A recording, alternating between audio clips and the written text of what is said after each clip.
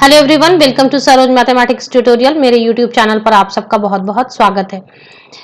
Screen पर इस वक्त देख सकते हैं प्राइम मिनिस्टर्स रिसर्च फेलोशिप। इस सेशन में डिस्कस करने जा रहे हैं प्राइम मिनिस्टर्स रिसर्च फेलोशिप। बेहद ही attractive fellowship amount, monthly amount मिलती है, साथ ही साथ एनुअल अमाउंट भी काफी अट्रैक्टिव है। एनुअल अमाउंट मीन्स साल में एक बार आपको मिलती है 2 लाख रुपए पर ईयर, 5 साल तक के लिए, 5 इयर्स ड्यूरेशन। मंथली स्कॉलरशिप मिलती है या मंथली फेलोशिप मिलती है प्राइम मिनिस्टर रिसर्च फेलोशिप के अंतर्गत 70,000 rupees per month.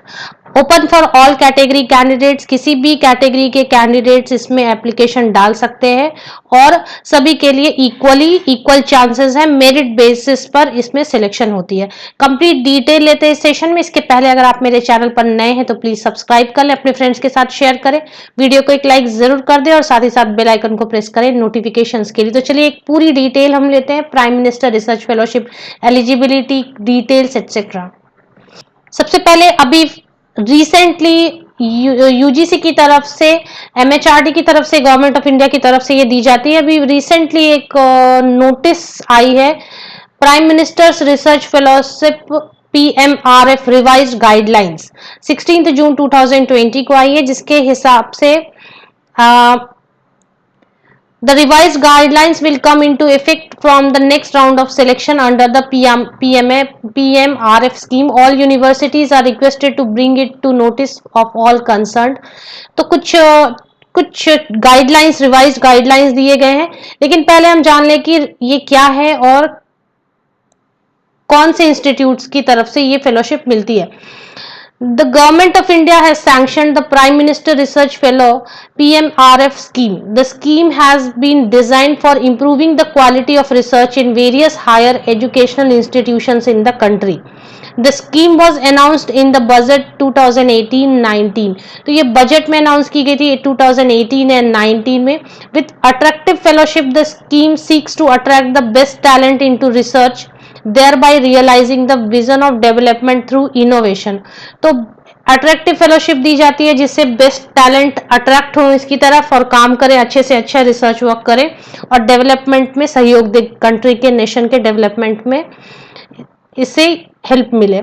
The institutes which can offer PMRF include all the IITs, सभी आईआईटीज दे सकते हैं, all the IITs, all the IISERs, Indian institute of science Bangalore, the central universities, NITs offering science and technology degrees which appear in the top 25 institution in the NIRF ranking.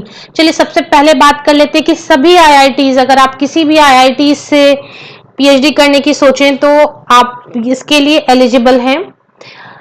किसी भी IISER से institute से अगर आप PhD enrol करें तो भी आप एलिजिबल हैं और एप्लीकेशन डाल सकते हैं। Indian institute of science Bengaluru भी इंस्टीट्यूट भी ऑफर करती है। ये सेंट्रल यूनिवर्सिटीज और एनआईटीज, अब यहाँ पे ध्यान दें कि सभी सेंट्रल यूनिवर्सिटीज में भी ना करें, इसके लिए एक कंडीशन है कि टॉप 25 एनआईआरएफ रैंकिंग होती है हर साल। एनआईआरएफ रैंकिंग में जो इंस्टीट्यूशंस आते हैं उनकी एक लिस्ट बनती है, उसमें जो टॉप 25 इंस्टीट्यूशंस हैं वो, उसमें जो सेंट्रल यूनिवर्सिटीज और एनआईटीज आएंगे वो आपको ये पीएमआरएफ फेलोशिप आपको ऑफर कर सकते हैं। साथ में सभी आईआईटी, सभी आईआईएसईआर और Indian institute of science Bengaluru भी इसको ऑफर करती है। चलिए इसमें और बात करें, यहाँ पर 2 तरीके से आप एडमिशन ले सकते हैं। सबसे पहले डायरेक्ट एंट्री चैनल होती है और दूसरी लैटरल एंट्री चैनल होती है। तो ये रिवाइज गाइडलाइंस में थोड़े बहुत चेंजेस होंगे। पहले हम मेनली इसके समझ लें कि क्या अमाउंट मिलने वाली होती है, कौन एलिजिबल है। यहाँ पर देखिए अच्छी तरीके से लिखा है, ऐसे इंस्टीट्यूट्स को जो ऑफर करती है पीएमआरएफ, उन्हें नाम दिया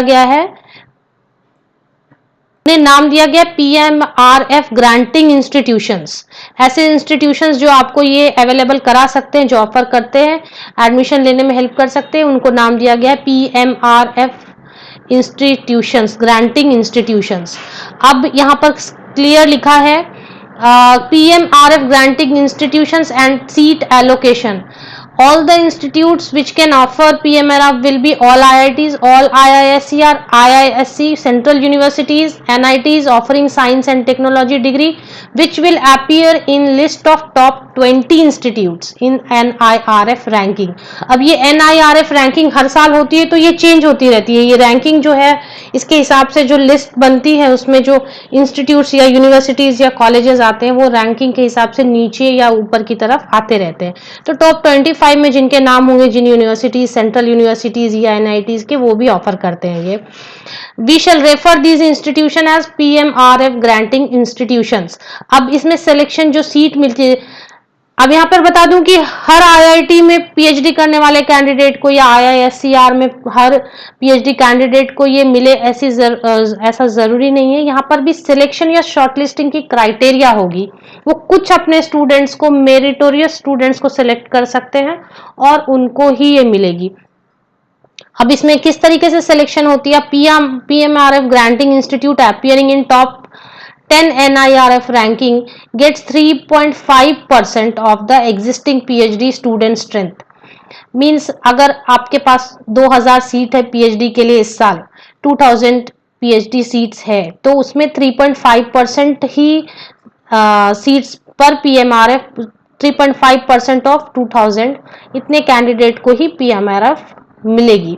इसी तरीके से जो NIRF रैंकिंग में 11 to 25 पोजीशन में आते हैं उनको 2.5% टोटल सीट जो होती है PhD की, उसमें 2.5% सीट्स पर कैंडिडेट्स को PMRF मिलेगी।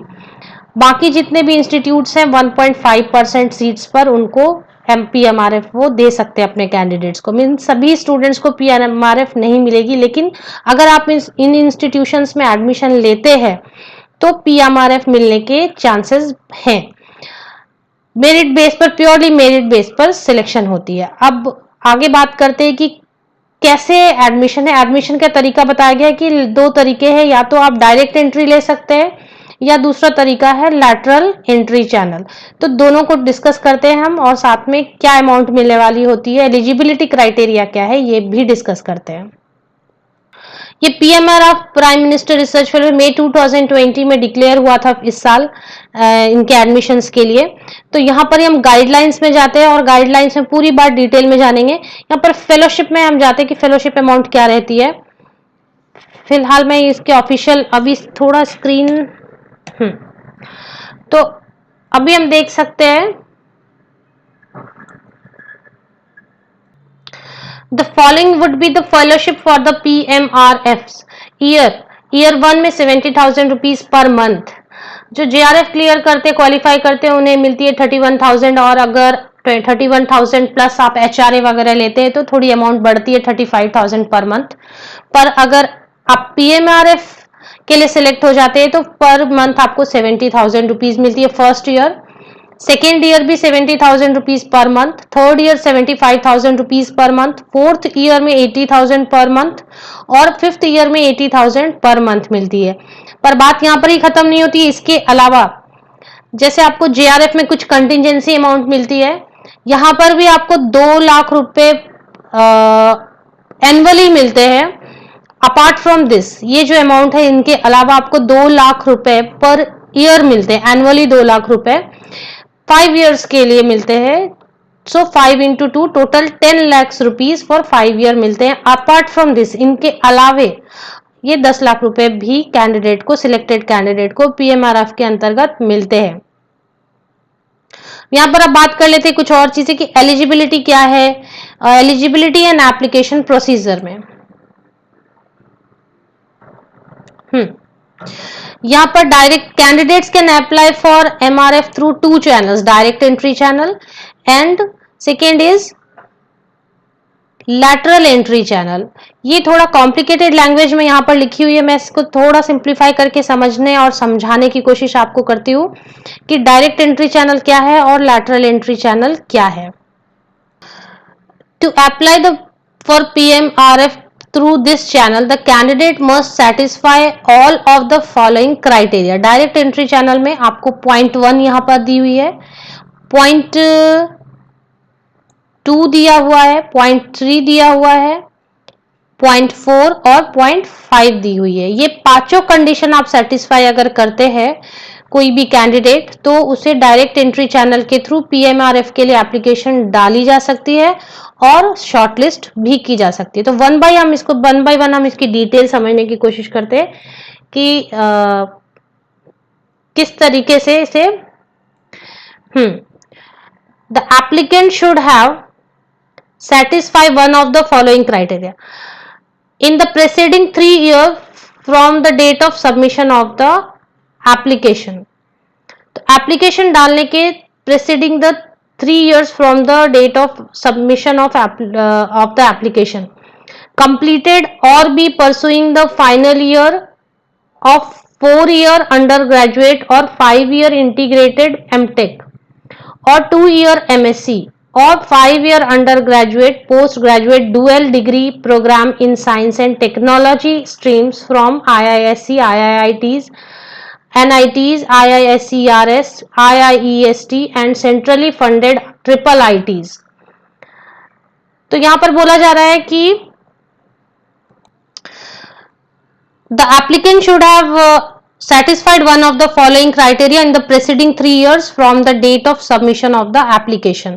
तो एप्लीकेशन की डेट से preceding 3 years में इनमें से कोई भी क्राइटेरिया फुलफिल होनी चाहिए। पहला, अगर MSc 2 साल का कर चुके हैं या 5 ईयर इंटीग्रेटेड प्रोग्राम MTech कर चुके हैं या फिर 5 year under graduate post graduate programme complete कर चुके हैं या फिर परसुइंग या कंप्लीटेड, या तो आप परस्यू कर रहे हैं या फिर आप कंप्लीट कर चुके हैं पिछले 3 सालों में कभी भी।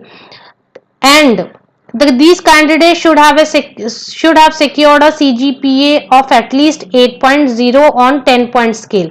10 point scale पर अगर CGPA आपकी जो डिग्री है उसमें 8.0 है। For applicant in the 5-year integrated or dual degree programs, if separate हो गया ये 8.0 अगर 10 point स्केल में आया है और आप किसी भी IISc, IITs, NITs, IISER, IIEST या सेंट्रली फंडेड ट्रिपल IT से पास आउट हैं जिसमें आपने डुअल प्रोग्राम किया हुआ है या आपने MTech किया हुआ है, इंटीग्रेटेड MTech किया हुआ है, MSc किया हुआ है या फिर 5 year under graduate post graduate programme की हुई है पिछले 3 सालों में, तो आप एप्लीकेशन डाल सकते हैं। इसके अलावा जिन्होंने IIT वगैरह से नहीं किया है तो वो भी एप्लीकेशन डाल सकते हैं। अब उसके लिए क्या है कि गेट होना चाहिए, minimum score apart from a minimum score of 650 in the respective GATE subject. MSc या 2 ईयर MSc या 5 ईयर इंटीग्रेटेड MSc या 5 ईयर MTech प्रोग्राम या फिर MTech की हुई है, अगर IIT वगैरह से आपने जो ऊपर इंस्टीट्यूट से वहां से नहीं किया, नॉर्मल कहीं भी किसी कॉलेज या यूनिवर्सिटी से किया, तो गेट क्वालिफाई होना चाहिए जिसमें 650 स्कोर मिनिमम होना चाहिए। या फिर और भी कंडीशंस दिए हैं, अगर वो भी नहीं है आपके पास तो qualified GATE and be pursuing or have completed MTech or MS by research at one of the PMRF granting institution have a minimum CG or 8.0 at the end of the first semester with a minimum of 4 courses। ये जो सी condition है ये उनके लिए जो first semester में ही है और एप्लीकेशन डाल रहे हैं तो उनके लिए भी गेट क्वालिफाई होना चाहिए। अगर वो परस्यू कर रहे हैं और फर्स्ट सेमेस्टर में हैं तो भी उनके जो रिजल्ट होने चाहिए 8.0, जो भी रिजल्ट है फर्स्ट सेमेस्टर का उसमें 8.0 स्कोर होना चाहिए, गेट क्वालिफाई होना चाहिए। तो फर्स्ट सेमेस्टर वाले कैंडिडेट भी यहाँ पर एप्लीकेशन डाल सकते हैं। फिर नेक्स्ट कंडीशन जो कंपल्सरी कंडीशन है, then apply for PhD programme in one of the PMRF granting institute and get selected in the programme. अब PMRF ग्रांटिंग इंस्टीट्यूट में आपने एडमिशन ली हुई है PhD प्रोग्राम में, तो वहां से ही आपको एप्लीकेशन डालनी होती है। एक्चुअली इंस्टीट्यूट की तरफ से ही एप्लीकेशन डालनी होती है। अभी मैंने एक 6 यूनिवर्सिटी PhD में यूनिवर्सिटी ऑफ हैदराबाद की PhD की नोटिफिकेशन बनाई हुई है, वहां पर यूनिवर्सिटी ऑफ हैदराबाद भी PMRF के लिए है, एनरोल्ड है। थर्ड कंडीशन है the PMRF granting institute which has admitted the student in PhD program makes a strong recommendation। तो ये है कि जो भी कैंडिडेट अप्लाई कर रहे हैं उसके लिए उनके पास में बहुत ही अच्छी डिग्री होनी चाहिए, उनके पास बहुत अच्छा बैकग्राउंड होना चाहिए एजुकेशनल, तो वो एप्लीकेशन डाल सकते हैं। और सारा जो सिलेक्शन प्रोसेस है उसमें पब्लिकेशन, आपकी performance in international competition like अगर मैथ्स ओलंपियाड या किसी भी और आपने ओलंपियाड या किसी तरीके आपने इंटरनेशनल या नेशनल कंपटीशन में पार्ट लिया है या आपने किसी रिसर्च वर्क में पब्लिकेशन के वर्क में काम किया है, तो वो सारी चीजों को कंसिडर करके जज किया जाएगा जो कैंडिडेट एप्लीकेशन डालेंगे, क्योंकि जितने भी कैंडिडेट एप्लीकेशन डालेंगे सबको नहीं दिया जा सकता है पीएमआरएफ, तो शॉर्टलिस्टिंग के लिए क्राइटेरिया है। चलिए उसके आगे देखते हैं फिफ्थ पॉइंट में क्या है, विद इन 12 और 18 month of admission into PhD programme the progress. अब यहाँ पर बोला जा रहा है कि 12 मंथ्स के बाद 70,000 रुपीज पर मंथ फिर कंटिन्यू होती है, फिर थर्ड ईयर में 70,000 कंटिन्यू होती है, इसी तरीके से फोर्थ ईयर में, फिफ्थ ईयर में भी अमाउंट बढ़ती है और कंटिन्यू होती है। तो एवरी ईयर आप जो रिसर्च स्कॉलर हैं उनके वर्क की इवैल्यूएशन होगी, जो कि एक नॉर्मल प्रोसेस है, ये कुछ खास बात नहीं है। तो इवैल्यूएशन के बाद ही आपको नेक्स्ट ईयर की अमाउंट दी जाएगी, विदाउट इवैल्यूएशन नहीं दी जाएगी, जो कि अभी जेआरएफ में भी हो गया है, जो नेट जेआरएफ क्वालिफाई करते हैं। अब चलिए बात करते हैं कि फिर लैटरल एंट्री चैनल क्या है। लैटरल एंट्री चैनल मोस्टली जो मेरी समझ में आ रहा है कि जो कैंडिडेट्स ऑलरेडी एडमिशन जिन्होंने ले रखी है पीएचडी के लिए, ये लैटरल एंट्री चैनल उनके लिए, जैसे आप एज पीएचडी स्कॉलर ऑलरेडी हो तो आप अब पीएमआरएफ लेना चाहते हो, तो उनके लिए ये लैटरल एंट्री चैनल है, इसको भी थोड़ा पढ़ते हैं। The To apply for PMRF through this channel, the candidate must satisfy all of the following criteria। अभी all of the में यहाँ पे पॉइंट 1 दिख रहा है मुझे, point 2, point 3, point 4 and point 5, जिसमें कि पॉइंट 1 पहले समझते हैं, मेन पॉइंट 1 है, the candidate should be pursuing PhD in one of the PMRF granting institutions. Candidate किसी भी पीएमआरएफ ग्रांटिंग इंस्टीट्यूशन में पीएचडी कर रहा हो, जैसे अभी मैंने आपको बताया कि यूनिवर्सिटी ऑफ हैदराबाद की नोटिफिकेशन आई है, मैंने उस पर वीडियो बनाई हुई है, मैं लिंक में प्रोवाइड करती हूँ। तो ऐसे किसी पीएमआरएफ इंस्टीट्यूशन से आप पीएचडी कर रहे हैं, फर्दर ही और she should have completed at most 12 months in the PhD program if he joined the program with a master's degree and should have completed। अगर मास्टर्स करके आपने पीएचडी में एडमिशन ली है तो ज्यादा से ज्यादा 12 महीने हुए हैं अगर, तो आप लैटरल एंट्री चैनल मीन्स, ये लैटरल एंट्री उनके लिए जो ऑलरेडी पीएचडी में एनरोल हो चुके हैं, जिन्होंने एडमिशन लेने के बाद अब पीएमआरएफ के लिए एप्लीकेशन की सोची है। तो ज्यादा से ज्यादा 12 मंथ्स के अंदर आपको ये पीएमआरएफ के लिए एप्लीकेशन डालनी होगी अगर मास्टर्स के बाद कर रहे हैं, और अगर and should have completed at most 24 months in the PhD if he or she joined the PhD program with the bachelor degree। Bachelor degree के बाद बहुत लोग इंटीग्रेटेड एमएससी पीएचडी करते हैं, तो वैसे केस में 24 मंथ्स ज्यादा से ज्यादा, बैचलर डिग्री के बाद जो इंटीग्रेटेड एमएससी पीएचडी करते हैं या मास्टर्स विद पीएचडी करते हैं, ज्यादा से ज्यादा 24 महीने अगर हुए हैं तो आप लैटरल एंट्री के थ्रू एप्लीकेशन डाल सकते हैं। हालांकि ये भी वही चीज है, आपको कॉलेज या यूनिवर्सिटी जहां से आप एप्लीकेशन कर रहे हैं वहीं से आपको एप्लीकेशन डालनी है, लेकिन ये प्रोविजन लैटरल एंट्री उन लोगों के लिए होगी जो ऑलरेडी रजिस्टर्ड हैं और काम शुरू कर चुके हैं। चलिए आगे देखते हैं। The candidate point 2 में mentioned है, the candidate should have completed at least 4 courses in the PhD program, और lateral entry में 4 courses complete किए होने चाहिए PhD program में, each of which should be a full semester course and obtained aggregate CGPA of 8.5 और higher। तो 8.5 या higher CGPA score किया हो और एटलीस्ट 4 कोर्सेज हो चुके हो पीएचडी प्रोग्राम के, तो उनके लिए। थर्ड पॉइंट में मेंशन्ड है, the PMRF granting institute in which the student is enrolled makes a strong recommendation for candidate and upload the relevant information PMRF web portal. तो makes a strong recommendation for, ये PMRF granting institute ही आपके लिए सारा काम करती है, वो आपके लिए रिकमेंडेशन डालती है, वेब पोर्टल में आपको एनरोल करती है, आपके रेलिवेंट इंफॉर्मेशन डालेगी, जिसमें सारे आपके जितने भी आपके रिसर्च वर्क है या जो भी आपका मैंने बताया कॉम्पिटिटिव एग्जाम्स आपने क्लियर किया एक्सेट्रा, सारी चीज़ों की information granting institute PMRF granting institute ही पीएमआरएफ वेब पोर्टल पर अपलोड करेगी जब भी वो उसकी डेट आएगी। Candidate continue work only in the host institute and transfer to another PMRF eligible institute is not allowed. ये सीधी सी बात है कि अगर आपने पीएमआरएफ किसी एक्स यूनिवर्सिटी या कॉलेज से ली तो आप वाई में जाके दोबारा एडमिशन लेके वो अवेल नहीं कर सकते। अगर एक्स यूनिवर्सिटी से आपको पीएमआरएफ मिली है तो आपको एक्स यूनिवर्सिटी में ही सारा पीएचडी का कोर्स वर्क एंड तक कंप्लीट करना होगा।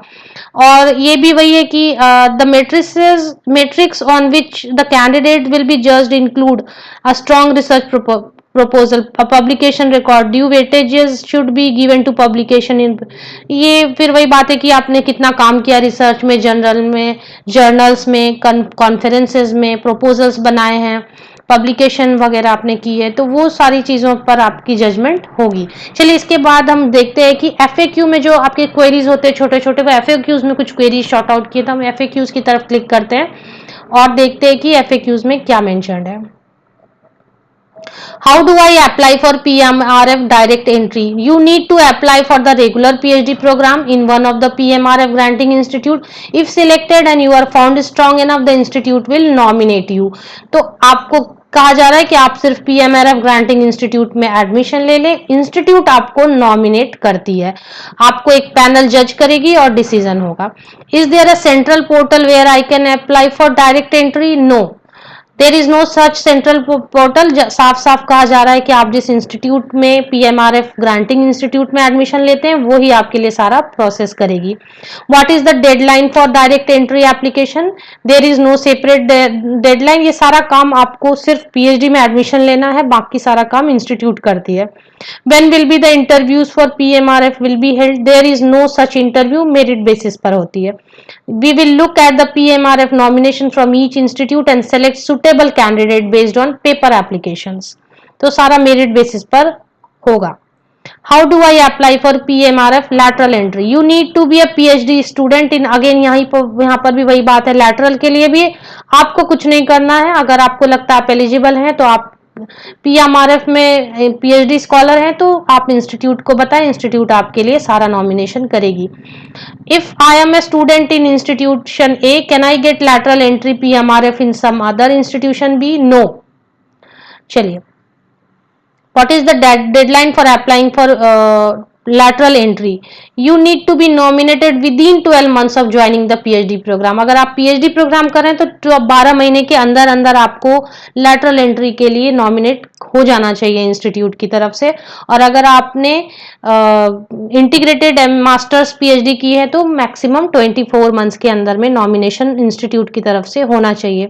How many times can I apply for? कई बार होता है पहली बार आप रिजेक्ट हो गए तो क्या आप दूसरी बार कर सकते हैं? क्योंकि ये 5 साल का काम है तो आप कितनी बार एप्लीकेशन डाल सकते हैं? तो एट मोस्ट ट्वाइस, इसमें बताया जा रहा है ज्यादा से ज्यादा आप 2 बार एप्लीकेशन डाल सकते हो सकता है पहली बार आप रिजेक्ट हो जाए, दूसरी बार आप सिलेक्ट हो जाए। What is the deadline? Deadline के बारे में वो सारा काम इंस्टीट्यूट देखती है। I am a PhD student in one of the PMRF grant, who should I approach for lateral entry? Supervisor, head of department and PhD coordinators. I have not done four courses which are needed for PMRF lateral entry. I don't know about this earlier. I have done several PhD master's level course before joining the Will these count? तो फिलहाल अभी कह रहे हैं कि I have not done 4 courses, तो उन्होंने बोला अभी जो गाइडलाइंस है उसके हिसाब से 4 कोर्सेज होने चाहिए पीएमआरएफ लैटरल एंट्री के लिए। अगर चेंजेस आएंगे तो वो नोटिफाई किया जाएगा। I am in an integrated master PhD programme, from what date will the 12 month period of for lateral entry start getting counted? तो it should be 12 month from the date when you have completed all requirements of masters programme. अगर आप integrated master programme PhD कर रहे हैं तो जैसे आपकी masters खत्म होती है वहां से फिर 12 months. The 4 course requirement will also be considered during these 12 months. चलिए, कुछ reservation quota for PMRF? No. What is the overall selection process? Both entry and both direct entry and lateral entry needs to nominate you. The institute needs to nominate you. Then a central discipline specific selection panel will look at your application and make decision. तो फिर वो panel एक central panel होगी जो सारा decision लेगी और सभी कॉलेज यूनिवर्सिटीज के लिए सीट्स एलोकेट करेगी, कितने सीट्स होने चाहिए और कौन कौन से स्टूडेंट सिलेक्शन होनी चाहिए। ये एक सेंट्रल पैनल होगी। चलिए अभी कुछ इंस्टीट्यूट्स हम देख लें कि कौन कौन से इंस्टीट्यूट्स हैं इसमें। जैसा स्क्रीन पर दिख रहा है पीएमआरएफ ग्रांटिंग इंस्टीट्यूट जो ऑलरेडी फिक्स्ड है, Aligarh Muslim university, Banaras Hindu university BHU, IISc Bangalore, IISER Bhopal, IISER Berhampur, IISER Kolkata में सभी IISER हैं, सभी IITs हैं।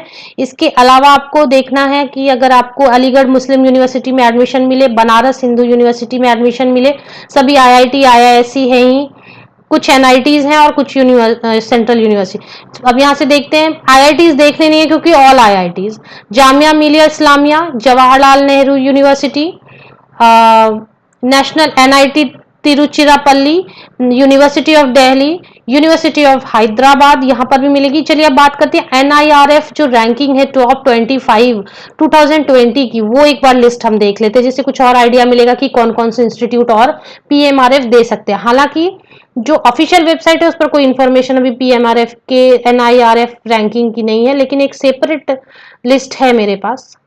ये MHRD national institutional ranking framework, NIRF means national level पर सभी इंस्टीट्यूट्स की रैंकिंग होती है, जिसमें टॉप 25 जो आते हैं रैंकिंग में वो PMRF दे सकते हैं इंस्टीट्यूशंस, वो इंस्टीट्यूशन। तो इसमें जो टॉप 25 2020 के लिए मैं पहले बता दूं, इंडिया रैंकिंग 2020 यूनिवर्सिटी में आपको बता रही हूँ, जो यूनिवर्सिटी आपको, या इसी तरीके से आप कॉलेज भी देख सकते हैं।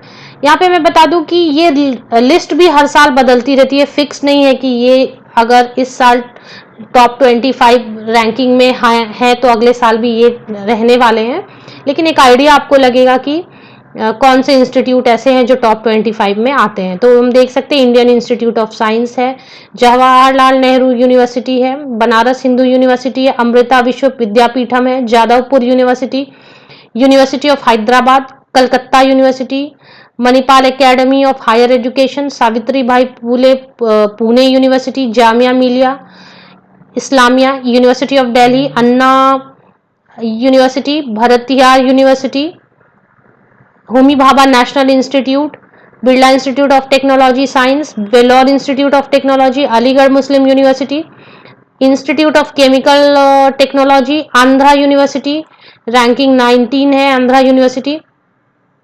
20 में Siksha O Anusandhan, Jamia Hamdard 21, university of Madras 22, Kerala university 23, Kalinga institute of industrial technology 24, और ये है Shanmuga art science technology and research academy 25। तो ये NIRF टॉप 25 है। इनमें से ये इंस्टीट्यूट आप सोच सकते हो कि ये आपको PMRF अवेलेबल करा सकते हैं। तो इनमें से कहीं PhD की, फिलहाल यूनिवर्सिटी ऑफ हैदराबाद के लिए मैंने एक नोटिफिकेशन ऑलरेडी बनाई है, वो मैं आपको लिंक में डालती हूँ। अगर आपको एप्लीकेशन डालनी हो वहाँ PhD के लिए तो आप जरूर डालें।